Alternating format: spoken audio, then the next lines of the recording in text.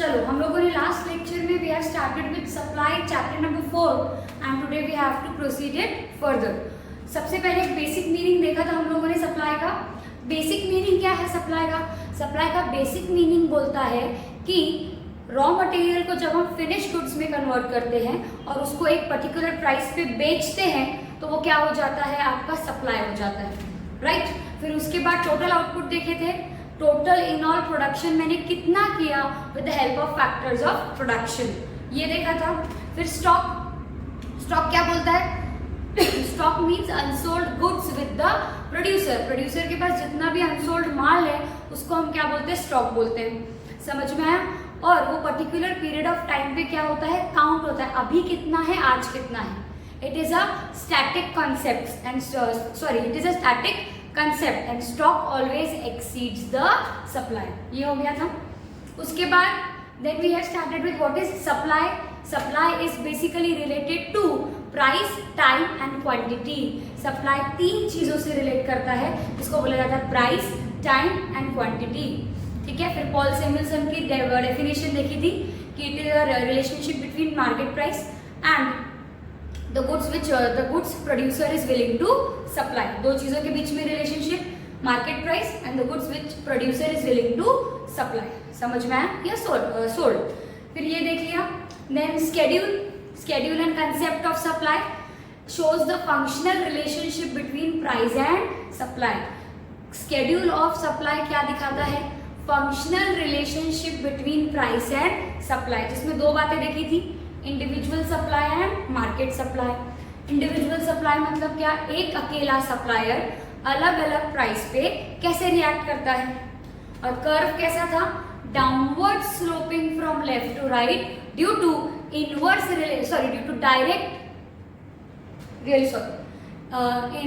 Individual supply का graph कैसा था?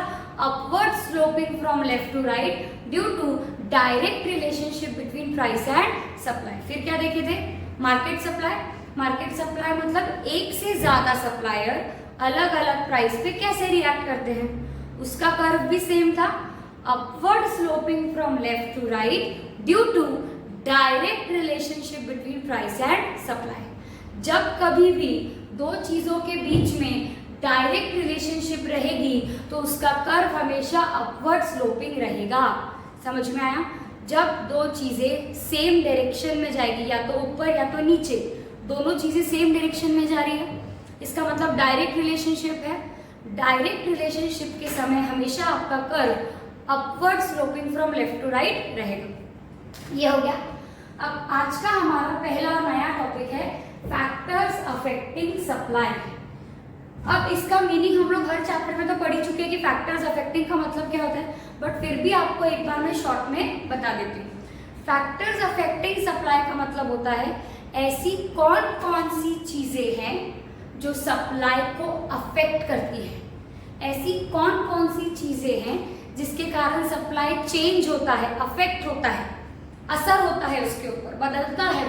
ऐसे कौन कौन से कारण हैं जिसके कारण सप्लाई क्या होता है? चेंज होता है, अफेक्ट होता है।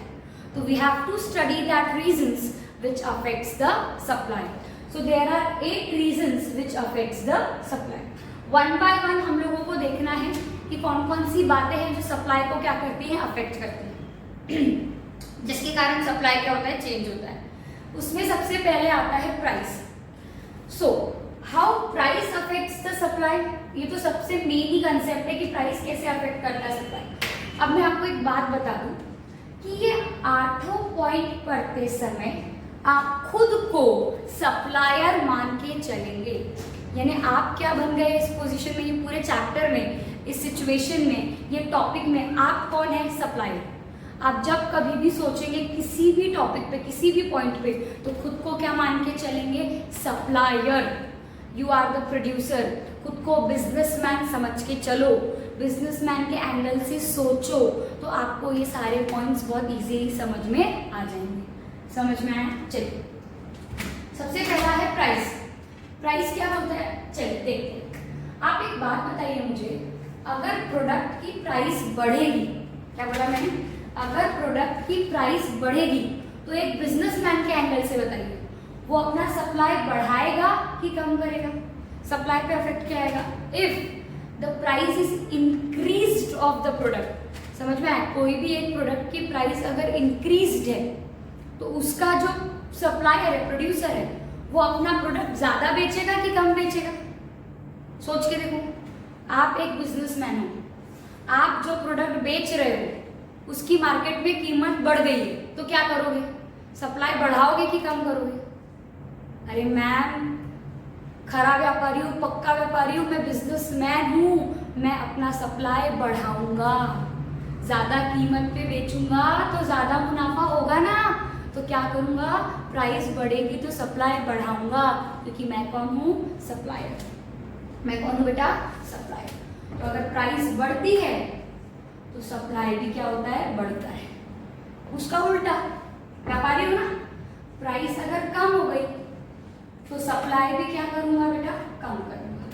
समझ में आया? Very good. सेकेंड पॉइंट है टेक्नोलॉजी।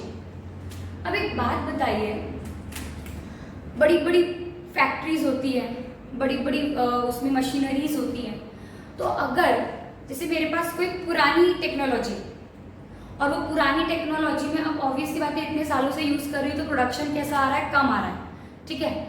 अब मुझे पता पड़ा कि मार्केट में कोई नई टेक्नोलॉजी आई है जिससे 1000 यूनिट्स के बजाय 10,000 यूनिट्स प्रोड्यूस होते हैं। मतलब जो मेरी पुरानी टेक्नोलॉजी थी, मतलब मेरा जो पुराना मशीनरी था उसमें मैं 1,000 यूनिट प्रोड्यूस कर पाती थी, लेकिन अब जो नई मशीनरी आई है, नई टेक्नोलॉजी, उसमें 5,000 यूनिट्स प्रोड्यूस हो रहे हैं। टेक्नोलॉजी में आप ये 3G 4G भी पकड़ सकते हैं। पहले कीपैड था, अब टच स्क्रीन आ गया, तो काम बढ़ जाते हैं। तो क्या होता है, जब टेक्नोलॉजी अपडेटेड आती है, नई आती है, न्यू अपडेटेड टेक्नोलॉजी आती है, तो सप्लाई क्या होता है? बढ़ जाता है। और पुरानी और ओल्ड टेक्नोलॉजी में सप्लाई कैसा रहता है? कम रहता है। इसका एक बेस्ट एग्जांपल दे दूं, एग्जैक्टली रिलेटेड टू सप्लाई नहीं है लेकिन आपको समझ जाएगा। मेरे पास पुराना फोन था अभी तक के, उसमें 8GB इंटरनल आता था, ठीक है। और अब मुझे पता पड़ा मार्केट में रिसेंटली एक नया फोन आया है जिसमें 32 और 64GB अवेलेबल होता है। तो 32 और 64GB मतलब नई टेक्नोलॉजी आ गई है मार्केट में। और अगर वो चीज़ मैं परचेस कर लेती हूँ तो जहां अभी तक मैं 8GB डेटा ओल्ड टेक्नोलॉजी में स्टोर कर रही थी, अब कितना करूंगी? 32 या 64, यानी 32 या 62, यानी मेरा सप्लाई बढ़ गया, उसमें रखने वाला डेटा बढ़ गया, अब मैं ज़्यादा चीज़ें उसमें रख सकती हूँ।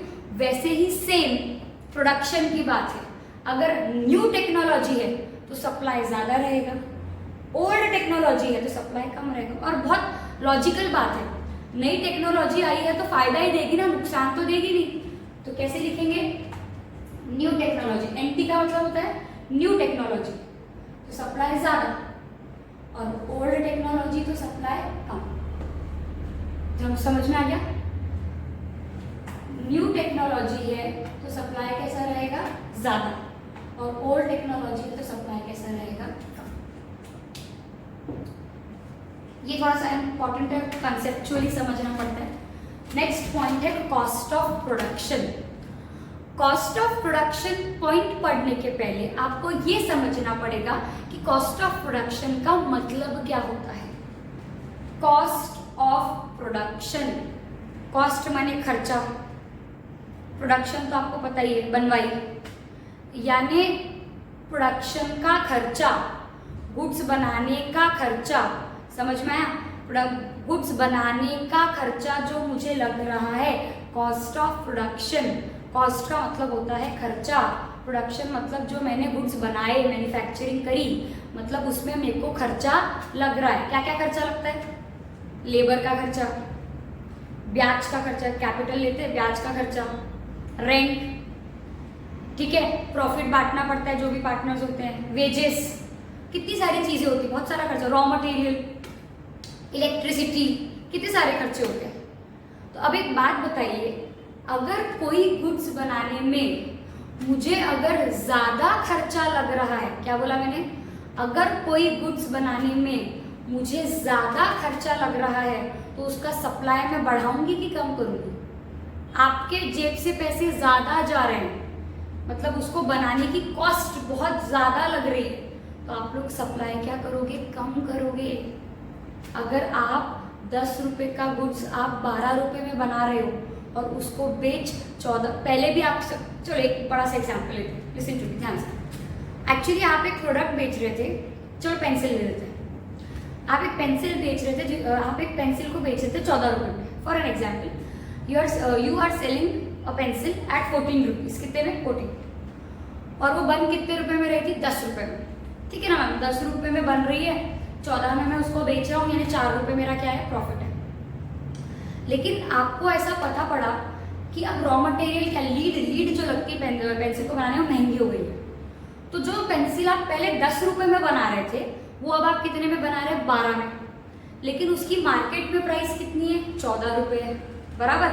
यानी 10 रुपये में जब आप बेच रहे थे, 10 रुपये में जब आप बना रहे थे तब भी 14 पे बेच रहे थे, और 12 रुपये में जब आप बना रहे हो तब भी 14 पे बेच रहे हो। समझ में आया?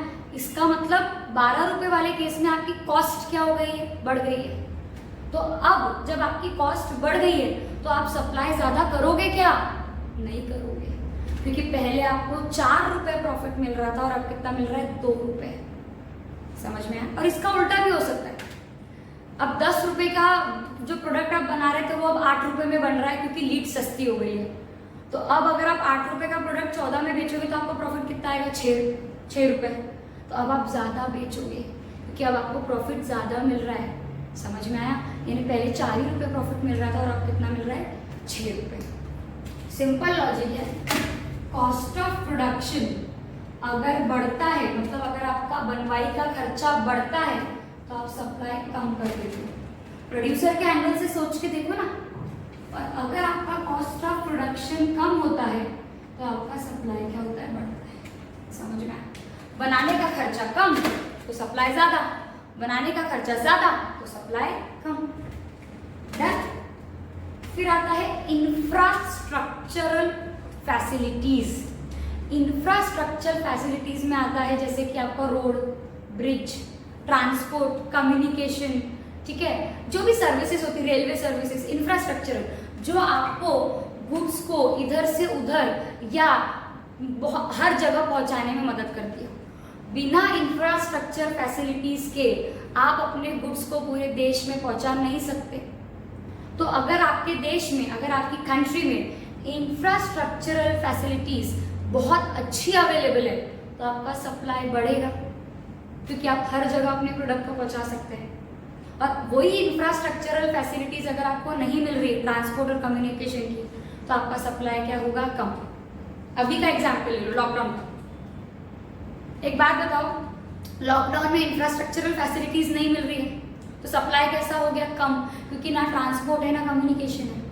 लेकिन वही अगर लॉकडाउन नहीं रहता है और इंफ्रास्ट्रक्चरल फैसिलिटीज बढ़ जाती है तो मेरा सप्लाई क्या हो जाता है, बढ़ जाता है, क्योंकि अब मैं हर तरफ अपना माल क्या कर सकती हूँ, पहुंचा सकती हूँ।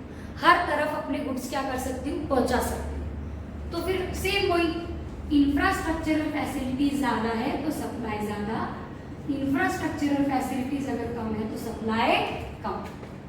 बहुत बेसिक है यार ये, आप खुद का दिमाग, ये सब आपका रियल लाइफ एग्जांपल्स दे रही हूँ मैं आपको, और ये सब रियल लाइफ में प्रैक्टिकल भी है, ठीक है। चलिए फिर आता है गवर्नमेंट पॉलिसी।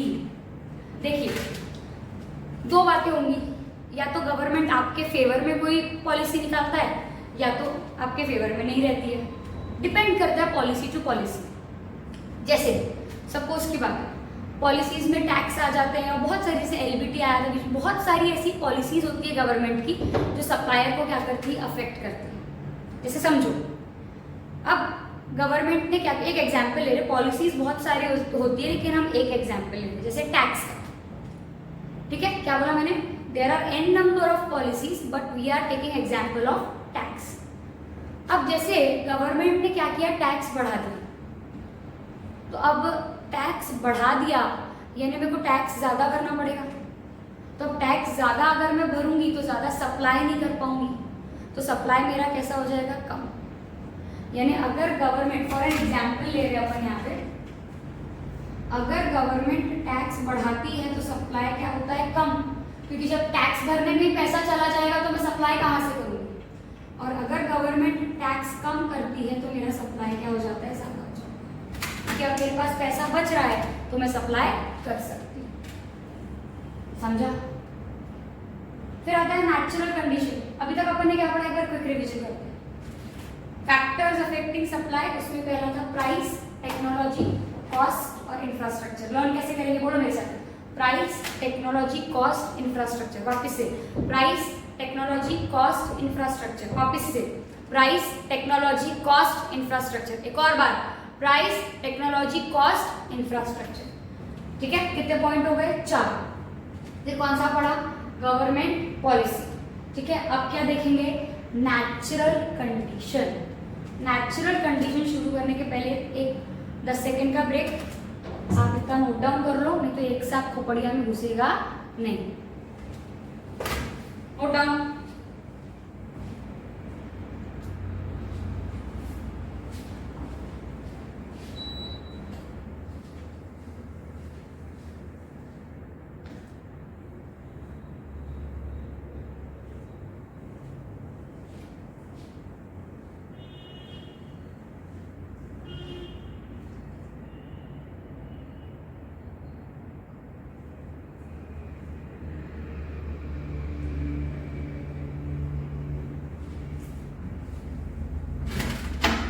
लिखा, चलिए अब क्या है आपका नेक्स्ट, नेचुरल कंडीशन। अब बहुत सारे गुड्स ऐसे होते हैं बेटा जिनका प्रोडक्शन नेचुरल कंडीशंस के ऊपर डिपेंड करता है। जैसे नेचुरल कंडीशन में आता है आपका क्लाइमेटिक कंडीशन। क्या आता है, क्लाइमेटिक कंडीशंस। जैसे जो आपके फार्मर्स होते हैं, फार्मर लोगों का आपका प्रोडक्शन जो होता है, खेती बाड़ी का जो प्रोडक्शन होता है, उनका जो क्या बोलते हैं, जो भी उनका गुड्स होते हैं, जो जैसे सपोज गेहूँ, चावल, ये वो, उसकी जो फसल होती है, फार्मर्स की जो फसल होती है, वो डिपेंड करती है आपके टोटल क्लाइमेटिक कंडीशन पे। ना आपको पता, ना मेरे को पता, ना फार्मर को पता कि क्लाइमेटिक कंडीशन क्या है। ठीक है, बारिश होने वाली है, नहीं होने वाली है, धूप पड़ने वाली है, नहीं पड़ने वाली है। तो ये जो फसल होती है वो टोटली किस पे डिपेंड करती है, आपकी क्लाइमेटिक कंडीशन पर डिपेंड करती है। अगर जैसे सपोज की बात है, क्लाइमेटिक कंडीशन खराब हो गए तो सप्लाई क्या हो जाएगा, कम।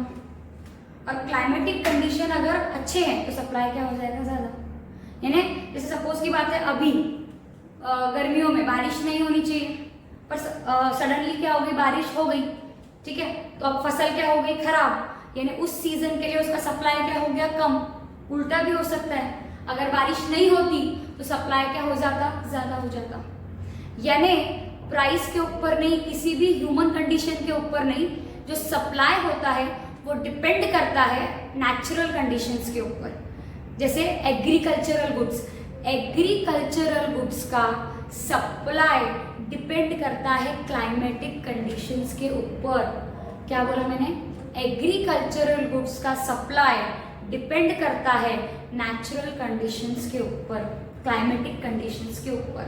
तो सप्लाई बढ़ भी सकता है, सप्लाई कम भी हो सकता है, लेकिन हमें उसका कुछ भी पता नहीं, इट इज अनसर्टन। ठीक है, तो नेचुरल कंडीशन मतलब क्या, कौन से गुड्स के ऊपर, एग्रीकल्चरल गुड्स के ऊपर। अगर क्लाइमेटिक कंडीशंस अच्छे रहेंगे तो सप्लाई क्या रहेगा, ज्यादा। अगर क्लाइमेटिक कंडीशंस बुरे रहेंगे तो सप्लाई क्या रहेगा, कम। समझा। फिर है उसके बाद फ्यूचर एक्सपेक्टेशंस ऑफ प्राइस। बहुत सी बार ऐसा भी होता है, हम प्राइस को क्या करते हैं, फ्यूचर एक्सपेक्ट करते हैं। जैसे मैं एक सप्लायर, मुझे पता है दिवाली आने वाली है, अब सब लोग बहुत सारी शॉपिंग करेंगे, सब लोग खरीदने निकलेंगे क्योंकि बहुत बड़ा त्योहार है। तो मैं क्या करूँगी, मुझे पता है दिवाली पे मैं कोई भी प्राइस पे बेचूंगी तो लोग खरीदेंगे। तो बीइंग द सप्लायर मैं क्या करूँगी, फ्यूचर में जब दिवाली पे प्राइस बढ़ने वाली है तब मैं माल को बेचूंगी। यानी मैंने फ्यूचर का सोच के आज का सप्लाई क्या कर दिया, अफेक्ट कर दिया। मतलब जब फ्यूचर में प्राइस बढ़ेगी तो मैं सप्लाई बढ़ाऊंगी, और अगर फ्यूचर में प्राइस कम होने वाली है तो मैं आज सप्लाई क्या करूंगी, बढ़ा दूंगी। जैसे मुझे पता पड़ा कि आगे मंदी आने वाली है, आगे मेरा प्रोडक्ट नहीं बिकने वाला है, सीजन खराब होने वाला है, तो मैं आज ही सारा प्रोडक्ट क्या कर दूंगी, बेच दूंगी। समझ में आया। तो अगर फ्यूचर में प्राइस ज्यादा है तो मैं फ्यूचर में बेचूंगी, और अगर फ्यूचर में प्राइस कम है तो मैं प्रेजेंट में बेचूंगी। समझ में आया आप लोगों को? फ्यूचर एक्सपेक्टेशन मतलब फ्यूचर का सोच के आज का डिसीजन लेना, समझा?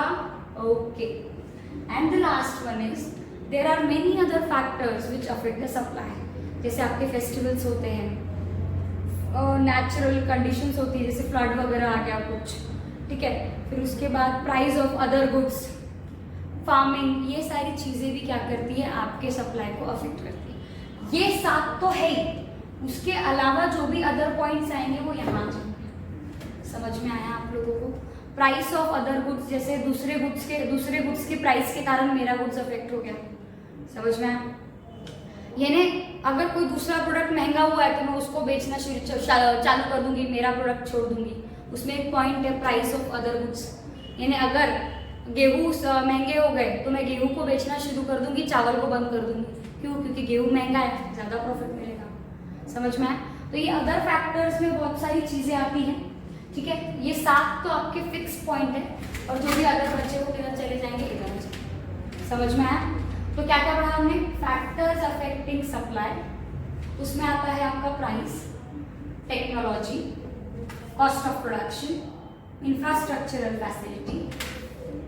कैसे लर्न किया था? Price, technology, cost, infrastructure. Price, technology, cost, infrastructure. फिर क्या पढ़ा था? Government, natural, future, other. Government, natural, future, other. Government, natural, future, other. Government, natural, future, other. ठीक है। गवर्नमेंट पॉलिसी में टैक्स का एग्जाम्पल लिया था, नेचुरल में एग्रीकल्चरल गुड्स, फिर future expectation and then other factors. Done? क्या थी ये 8 फैक्टर्स अफेक्टिंग सप्लाई। चलिए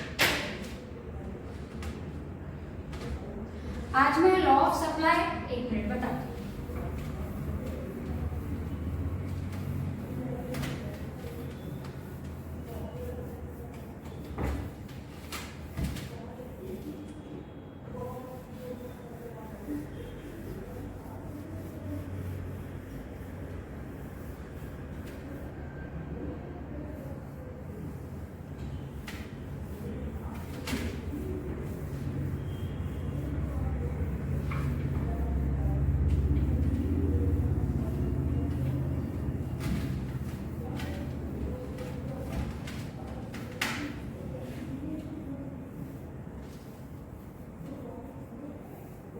चलिए आज मैं लॉ ऑफ सप्लाई शुरू जरूर करूंगी, लेकिन हम उसको खत्म नहीं करेंगे।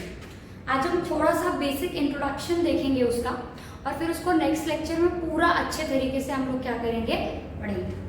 ठीक है, चलिए। So what is the heading? The heading is law of supply. ठीक है, law of supply is given bye, वापस से, डॉक्टर एल्फ्रेड मार्शल। किसने दिया है law of supply? Law of supply is given by doctor Alfred martial, which explains the relationship between price and supply। मतलब ये जो लॉ ऑफ सप्लाई है, ये किसने दिया है? अल्फ्रेड मार्शल ने दिया है। और Alfred Marshall law of supply में क्या एक्सप्लेन करता है? Relationship between price and supply. और उसका बोलना ये है कि जब मैं relationship between price and supply explain करूंगा, इसका मतलब सप्लाई सिर्फ और सिर्फ प्राइस के कारण अफेक्ट हो रहा है, तो इस सिचुएशन में आपके other factors, other things being constant मानूंगा। मतलब सप्लाई अगर अफेक्ट होगा तो सिर्फ और सिर्फ प्राइस के कारण होगा, और बाकी सारे फैक्टर्स को क्या माना जाएगा? कांस्टेंट माना जाएगा। यानी Alfred Marshall says supply is affected due to price and all the other factors are being constant. Ma'am all other factors मतलब क्या? मतलब अपन देखो अभी 8 फैक्टर्स पढ़ के आए, उसमें से सप्लाई को कौन अफेक्ट कर रहा है? प्राइस। यानी बाकी के जो 7 फैक्टर्स है उसको अल्फ्रेड मार्शल क्या मान के चल रहा है? Constant. Technology, cost, government policy, infrastructure, ये सब के कारण सप्लाई अफेक्ट नहीं होगा। सप्लाई सिर्फ और सिर्फ प्राइस के कारण अफेक्ट होगा, यानी supply will only affected due to price and all the other factors are treated to be as constant. And Alfred Marshall explains the relationship between price and supply and all the other factors are treated to be as constant। समझ में आया? चलिए, Alfred Marshall बोलता है कि अगर price बढ़ती है तो सप्लाई भी बढ़ेगा, ऑब्वियस है, अब भी बताया मैंने, और अगर प्राइस कम होती है तो सप्लाई भी क्या होगा, कम होगा। यानी अगर प्राइस बढ़ती है तो सप्लाई बढ़ेगा और प्राइस कम होती है तो सप्लाई कम होगा।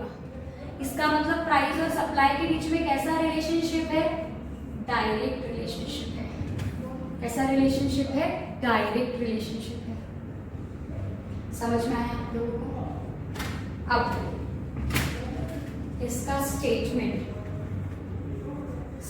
क्या बोलता है, देखिए स्टेटमेंट मतलब क्या, यही चीज को प्रॉपरली एक लैंग्वेज में फ्रेम करना, ये आपको समझ गया ना।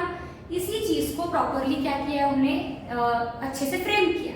तो स्टेटमेंट कैसे बना, other things being constant, higher the price of the commodity, more the quantity supplied, lower the price of the commodity, less the quantity supplied.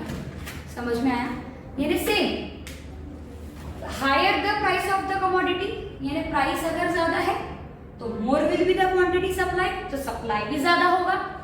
और अगर lower the price of the commodity है यानी price कम हो गई तो less will be the supply, यानी supply क्या हो जाएगा, कम हो जाएगा।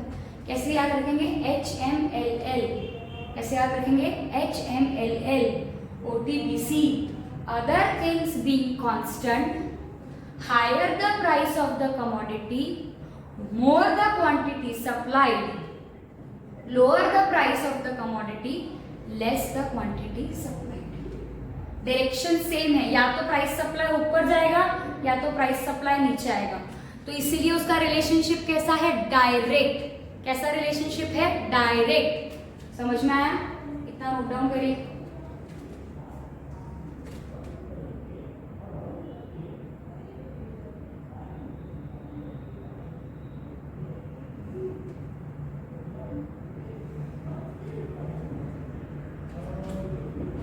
ये फंक्शनल रिलेशनशिप एक्सप्लेन करने का फॉर्मूला क्या है, Sx is equals to F Px। जैसे डिमांड में था, लॉ ऑफ डिमांड में, तो S क्या है आपका, सप्लाई, X क्या है, कमोडिटी, F क्या है, फंक्शनल, P क्या है, प्राइस। समझा क्या? Sx is equals to F into Px, मतलब ये इनके बीच, सप्लाई और प्राइस के बीच में कैसी रिलेशनशिप है, फंक्शनल। कैसे देखेंगे, देखो इधर, सप्लाई और प्राइस के बीच में कैसी रिलेशनशिप है बेटा, फंक्शनल रिलेशनशिप है। तो फॉर्मूला आपको क्या एक्सप्लेन कर रहा है कि सप्लाई और प्राइस के बीच में फंक्शनल रिलेशनशिप है। क्या बताना चाह रहा है वो आपको फॉर्मूला, कि सप्लाई और प्राइस के बीच में फंक्शनल रिलेशनशिप है। Do you get that? समझा? Law of supply is given by doctor Alfred Marshall, which explains the relationship between price and supply. Other things are treated to be as constant, relationship is direct. Statement क्या है, other things being constant, higher the price, more the quantity supplied, lower the price, less the quantity supply. समझ में आया? यानी supply सिर्फ price के कारण affect होगा, बाकी सारे फैक्टर्स कांस्टेंट माने जाएंगे। यानी Alfred martial law of supply में सिर्फ और सिर्फ प्राइस और सप्लाई का रिलेशनशिप समझाना चाहता है। ठीक है, नोट डाउन।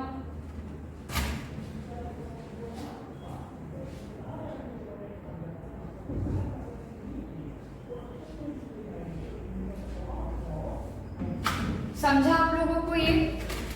चलिए, सो आज हम लोगों ने क्या पढ़ा, आज हम लोगों ने सबसे पहले देखा फैक्टर्स अफेक्टिंग सप्लाई 8 पॉइंट, फिर लॉ ऑफ सप्लाई का इंट्रोडक्शन। लॉ ऑफ सप्लाई में हम लोगों ने इंट्रोडक्शन देख लिया है, स्टेटमेंट देख लिया है और फॉर्मूला देख लिया है। कल हम लोग लॉ ऑफ सप्लाई का स्केड्यूल, उसका ग्राफ और अजम्पशंस देखेंगे। नेक्स्ट लेक्चर में क्या देखेंगे, क्या देखेंगे बताइए जल्दी। स्केड्यूल, उसका ग्राफ और उसके अजम्पशंस।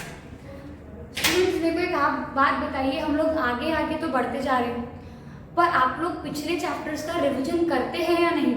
आप देखिए, आप लोग एकदम मेरे साथ आगे आगे बढ़ रहे हैं, वो अच्छी बात है, लेकिन आप लोगों को पीछे चैप्टर्स का भी रिवीजन करना है। समझ में आया? जैसे चैप्टर नंबर 1, 2, 3, ठीक है। और मैं आप लोगों को ये वीक में एक सरप्राइज टेस्ट देने वाली हूँ जो आप लोगों को मुझे सॉल्व करके देनी है।